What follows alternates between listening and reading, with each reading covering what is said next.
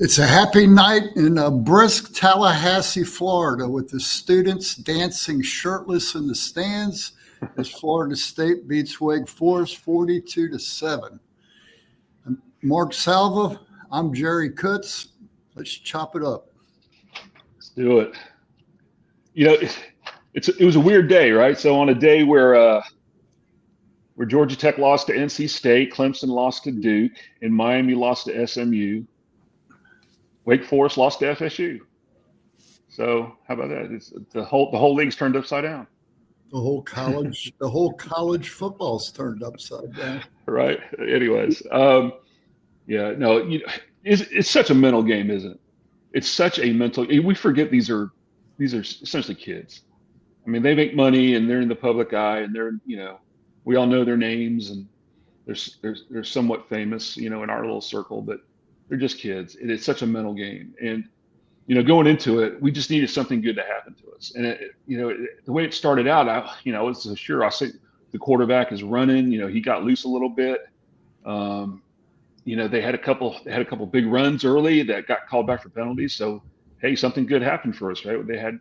Those runs got called back, and it was new life, and we were able to get off the field. And then, a big pass to Deuce, and their guy throws a pick, and before you know it, it's we got control of the game, and then it just kind of snowballed. We got a little momentum there in the first quarter, and got a little confidence, and things just good things started to happen, and it just reminded me that it's such a mental game. It's on both sides, because they definitely didn't have it. I don't know if they took us lightly or what, but they definitely were. They helped us. Now the quarterback is limited, very limited, right? He can't throw it at all. I mean, at least he didn't demonstrate it today. I don't know what he's done in the past, but he's he was woefully inadequate in throwing the ball, and once we shut down the run, they didn't have anything. They weren't one-dimensional team. Yeah. If I'm the Wake Forest reporter and we're doing a post game on Wake, I'm pointing to they come into this game dead last. I mean, like 131st in penalty yardage, Wake Forest. Oh wow. And they just did what Wake Forest does with penalties and call back big plays with holdings, and they just killed themselves there in that first and second quarter. And it gave us a chance, gave us hope. And like you said, it snowballed from there. Yeah, it did. The other thing, Mark, was, Wake Forest is a good defense. And I thought in the first quarter, we couldn't get the run going like we wanted. We ripped off two big ones early in our first series, right? And then they started crowding the box. Those guys, their safeties and perimeter guys, second level guys, were just downhill at the snap of the ball. Started shooting gaps. I mean, they were playing run all the way. So look, Tommy, he throws a great deep ball to those guys. Now those guys are good at getting it, but he puts them in good spots. When you put a ball in a spot 60 yards down the field, that's pretty nice. And his intermediate accuracy may not be what where you're not going to design a West Coast offense around him, but to have those threats, then it loosened up. And then you saw in the third quarter, Sawchuk and Singleton, Chroma, they especially Singleton started having some success running the duo play up the middle, and And it was because they had to respect the deep ball, and those guys couldn't come downhill so fast. Yeah. And I think the other thing it shows you is the importance of having your playmakers on the field. Yeah. In this game, he had Pittman, he had Deuce. I mean, he had his two primary receivers available to him, and those guys either did not play in some of the losses recently, or they were playing with very limited ability. Yeah. And Pittman was a big factor in the game, and as was, Deuce was huge. I mean, he absolutely mossed that guy on that one. Yeah. Yeah. Literally and figuratively, he was huge, right? I mean, he's a big dude. I mean, he's like Johnny Wilson with hands. I mean, really. No disrespect to Johnny, but Deuce, he can track the ball and play the ball in the air. And he uses his body well, obviously. And they're good hands. They're able to match him up against a cornerback who's 5'9". Yeah. I mean, you're giving up 9 inches. I'm going to that all day. Yeah, that one. They were playing press man. So on the slot fade, when he was the inside guy, Danzy was on the outside. They were playing press man.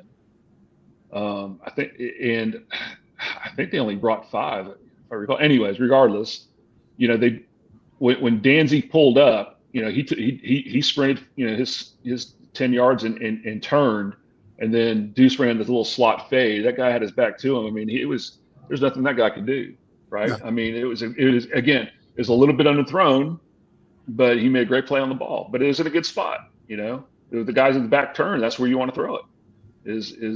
You'd rather be short than long on that, right? So that was nice execution, great play. And said it going in, said that our leaders, our playmakers need to step up.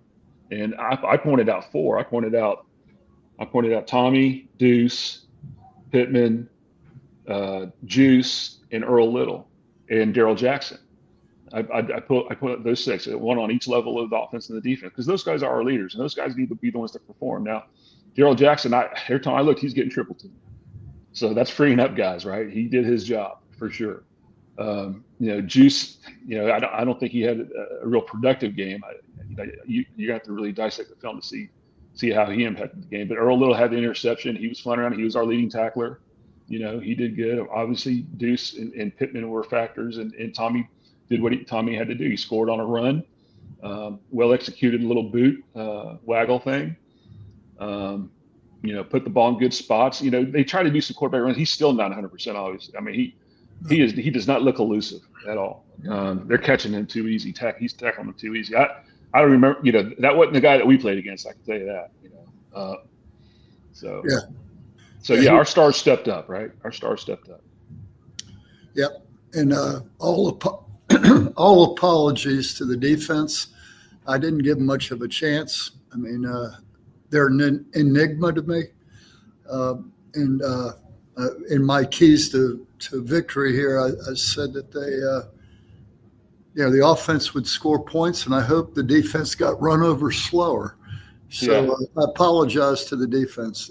They after the first quarter, I counted in the second and third quarter, Wake only gained 59 yards. Yeah.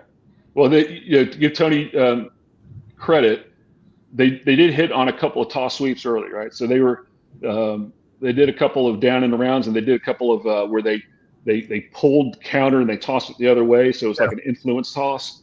Did a couple of those, and they hit them early. And we were in that 3-man front, 2 linebackers and the safeties. Those are the guys that we rely on to set the edges and press the edges, turn the ball back inside. Well, after we hit a couple of those, he started walking down a linebacker and having like a 4-man line look, right? And so, because that's the thing that drives me crazy about this scheme is that, you're trying to set the edge with a guy that's really not on the edge, right? And you got to put a body there, in my opinion, and Tony did, and that stopped that for I'm sure there's a counter to that, and that maybe compromises us in one way or another, but I don't care. There's a body there that helps set the edge a little more, and then we were able to slide the line over and put somebody else on the other side and set the edge. And that really helped that a lot. So credit to that adjustment, for Tony.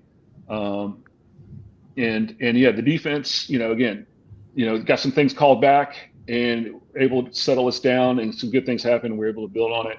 The guy's inability to throw the ball, helped. But heck, I don't think they crossed. I know they weren't in the red zone there till the end, right? I don't know how many times they crossed the 40 or the 50, but it wasn't very often. So, in the first, one more thing, and sorry, Gary, but and they're not, they even said it in the broadcast that they're a conservative offense because their defense is so good. I don't know that they've been in the position where they've had to score a lot of points in limited possessions. So that's totally took them out of their game plan. When we took a 3-score lead, it totally took them out of their game plan, and that they're not built for that. So that sounds familiar, right? So again, the ability for us to take something good, let it snowball, get some confidence, get that lead, took them out of their element, and after that it was easy. Well, on the year, they've averaged 30 points a game, and they've given up 20 on average per game, whatever that means anymore. Yeah, you're right. But Florida State held them well beneath their. I mean, the Florida State's base defense, the starters shut them out. And the score came on a fumble with the second team offense in there, right, and a second team defense in there, and even that was somewhat contested. Got a couple stops there at the goal line before they hit it on third and long. But so the question becomes, one other point I want to make before we move on to what this means. Here at the stadium, the crowd was pretty into it now. I thought we'd have a smaller crowd than what we had. But the crowd was better than most people thought. And the second thing that you couldn't help but notice is the sidelines was active. Mm-hmm. And in the post game, the first comment that came out of some of the players was they gave credit to the young players that added juice on the sidelines, that they were all into it. They were pulling for each other and doing the things that a winning team should be doing. Mm-hmm. So for those people who have said Mike lost the locker room, I think this game disproves that. Yeah, I didn't see any evidence of that. Again, these are kids. It's a mental game. Yeah. And enthusiasm is so important in college football. You got to have it. You got to have it every day. You got to have it in practice. You got to have it in game. I mean, you play better. There's juice in the game. I mean, professional football is a little different. It is a business. It's a work. It's 16, 18, 20 games. This is different. College football is different, and kids are still developing, and that is really important. And again, something good happens, and you're able to capitalize on that. It then starts becoming a habit. Winning is a habit. And it's been a while. We won a big game early in the year and won a couple cupcakes, but what did that really mean? Obviously, it didn't mean much because prior to that we didn't win very many, and then all of a sudden all these bad habits start rearing their ugly head again. Yeah. So I think the thing that I liked most about this win was that we kind of let the game come to us. You know what I'm saying? It wasn't like we were forcing anything. Right. We stuck with the run. We did what we do. It wasn't overly complicated. And when the opportunities presented themselves, we were able to take advantage of it. And here's that word again: played complementary football. Defense got to stop. Offense got to score. Offense got to score. Defense got to stop. They made a punt, but you know what I mean. So it was. I didn't see signs of us pressing, being desperate. If you know what I mean. It's hard to really put my finger on it, but as I'm sitting there watching it and just trying to look at the big picture, I saw a team that, you know what, we're good enough if we just do what we do and execute, do our job. We don't have to do anything super, scheme wise or whatever. We don't or gimmicky. We're good enough to beat this team if we just do what we're capable of doing. And that's kind of what happened. That's kind of what it went. And so, that is something to build on. Is my point. That these next couple of weeks, I mean, are we good enough to beat Clemson? I mean, Clemson's not setting anybody on fire right now. They got their own issues, So, yeah. I mean, obviously, NC State and Florida. NC State beat Georgia Tech today, and it's a good win for them. Obviously, that's going to be every year is going to be a battle. It is, and it's not so much the uniform you're playing against; it's the battle within yourselves. Yeah. I mean, let me go back a minute when we talk about the locker room and the sideline and the chemistry and how things snowball one way or the other. And I remember back in the early 80s, right before you got here, before Mickey arrived, we were struggling a little bit on defense in 81, 82. And I remember saying to Gene McDowell, it just doesn't look like you have any enthusiasm on defense. And he said to me something that it stuck with me is, which comes first, enthusiasm or success? Yeah. And well, there's that thought that you fake it till you make it. Right. Right. I mean, false enthusiasm can sometimes maybe generate. That was the thing. I know for us, when we walked out on the practice field, we had that sign that said enthusiasm as you walked onto the practice field. And what did it say on the back? What did it say on the back? Persistence. What did it say on it? Persistence. Persistence. Yes. Okay. I'm glad you remember that, Ali. I'm embarrassed I don't.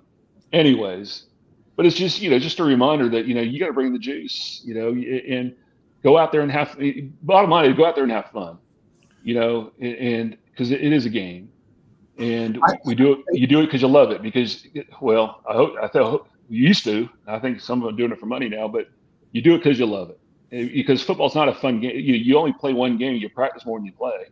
It's the one game where you never really, the disproportionate amount of practice that you put in and work that you put in for the 13 Saturdays that you get to actually perform is you got to really love it, because your body hurts. It's the preparation is intense, both physically and mentally. I mean, so have fun with it, man. Have fun with it. Well, they were definitely having fun tonight, and maybe that was a reminder to them of how football can be fun, is to have success. And I think it does snowball. So hopefully this is a good preparation for going into Clemson. Now, I'm not a big believer in what you see against one team doesn't always translate to the next matchup. Right. And so I don't know, we need to talk about Clemson a little bit's coming up. And I would think, can you hear me, Mark? We just sorry. Yeah, we're kind of fading in and out. I hope for our listeners, let us know. But anyway, this doesn't hurt, getting some confidence going into Clemson. But think about this: Wake had just beat SMU. Yeah. Which they should have come in here, mile high, confident. And it didn't translate into this game at all. No. So Florida State goes on the road to face Clemson. And what thoughts do you have? My thought is kind of the same approach in terms of it's about us, right? It's not about them as much. Your preparation, all your I's dotted, T's crossed, make sure you're doing the things you need to do, and you don't have to do anything super duper tricky. You just got to be the best you can be. And we are run the football, chunk plays, defense, cause some confusion, get off blocks, attack the gaps, tackle well. It's about us. Now they got their own things to iron out, and they could, they're probably saying the same thing. It's about us. So it depends on which version of us that we get and which version of them that we get, and how it's going to work out. Talking about getting off blocks, I don't want to miss the opportunity to give Jabril Rawls some credit. Number 11, that guy got off some blocks tonight, made some really good plays against the run. Yeah, he's a good tackler. He's a kid that's impressed me this year. Yeah. He's one of the young players that Florida State, I think, can look forward to hopefully keep him next year. But he's a player that I just keep saying, wow, that was another great play. Yeah. He's been consistent this year doing that. Yeah, he has. Yeah, so Mark, look on the stat sheet there and look down the column on Florida State's column. How many penalties and how many yards did we have tonight? Let's see. I don't think it was very many. And my point is, we didn't beat ourselves. I don't. Right. Yeah. So they had 11 penalties for 93 yards. We had only 4 penalties. Four penalties for 45 yards. Yep. Yeah. They actually had led in time of possession, which is kind of weird. But we did have some big chunk plays. Yeah. So yeah, it's you're right. We didn't beat ourselves. We didn't have turnovers. Other than Brock had that one. I think that's the only one. We finally got a fumble recovery of all things. Golly darn. I mean, how many times has the ball bounced right in front of one of our guys and somehow we don't end up with it? I don't know. I mean, and finally this has been a year in and year out thing. Yeah. So finally got a fumble recovery. Got an interception. Return. Got an interception. So yeah, all the good stuff happened today. And after 4 weeks of bad stuff, and like, oh no, here we go again. Let me tell you honestly, when the quarterback scrambled a couple times, I'm thinking, oh no, here we go. This is going to be a problem, isn't it? And it ended up being okay, and did better as the game progressed. But but that's, if I'm doing that, they are, the kids are. You're not going, oh gosh, here we go, So yeah, but hey, it all worked out. Good things happened. It's a learning opportunity to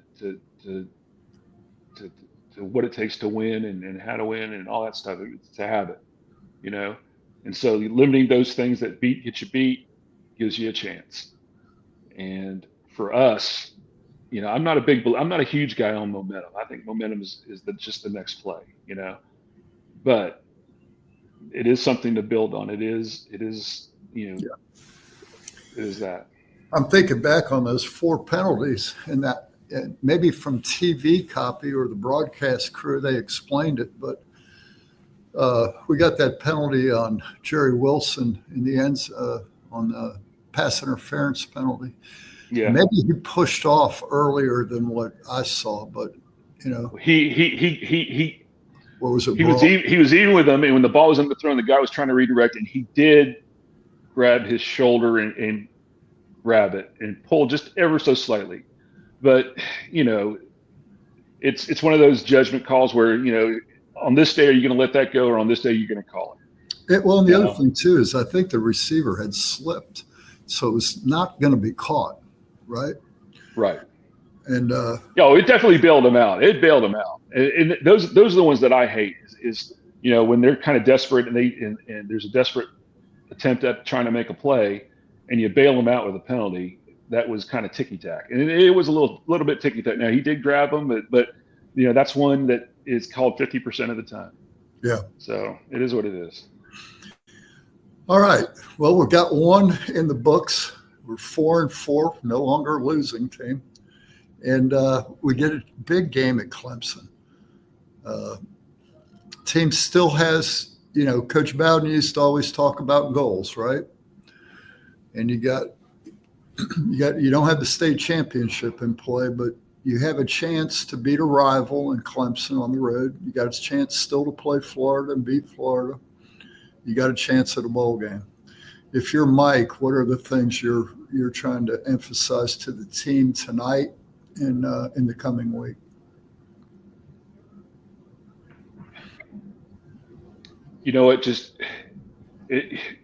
As cliche as it is, just have the best day today you can have every day. You know what I'm saying? I mean, do the things you need to. The system's in place. The things that you do on Sunday, do it the best you can do. Do things you do on Monday, do the best you can do. With the focus on, I know I got a job to do on Saturday. And how am I gonna do that job the best I can? I have to be ready for that test. It's like when you take a test and you know the answers, you go into the test and you're just free. If they're gonna play free and uninhibited and quit worrying about making mistakes and quit, you're all of a sudden a step ahead, a step faster. You're reacting faster when you don't have to think.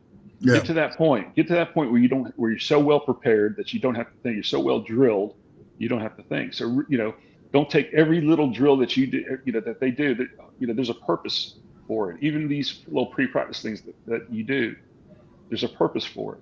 It's to make you that much quicker, to make you react that much better.